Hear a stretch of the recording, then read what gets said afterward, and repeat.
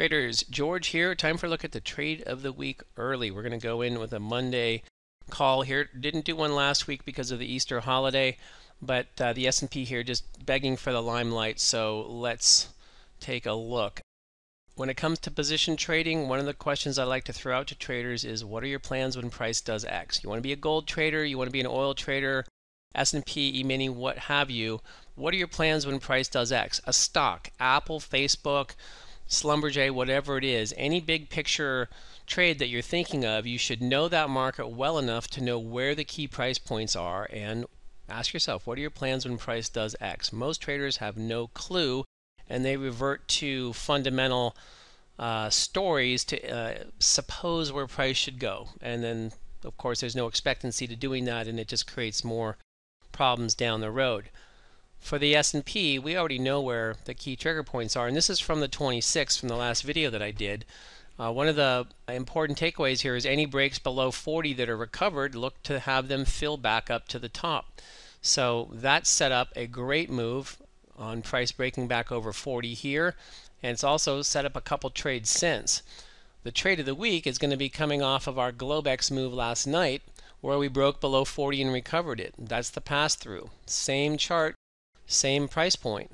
So with 40 being recovered, look to 54.75 is the first area of interest here at the spike of this balance beam, and over 54s we're going to 68s, and that's conservative because obviously the balance beam is a little higher than that.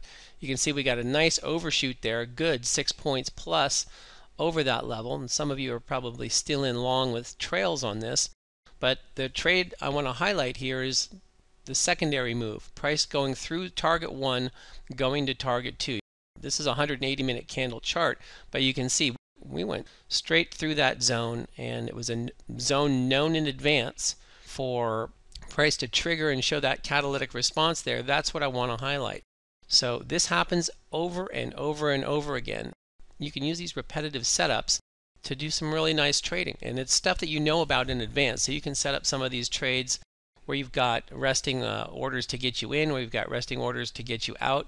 You can look for some trails on secondary or third positions and really take advantage of these big moves in the market. So this also speaks to the S&P staying above some key trading levels and looking to be long stocks, something that not a lot of traders are looking to do for all the wrong reasons. They keep trying to pat themselves on their back for not being long stocks.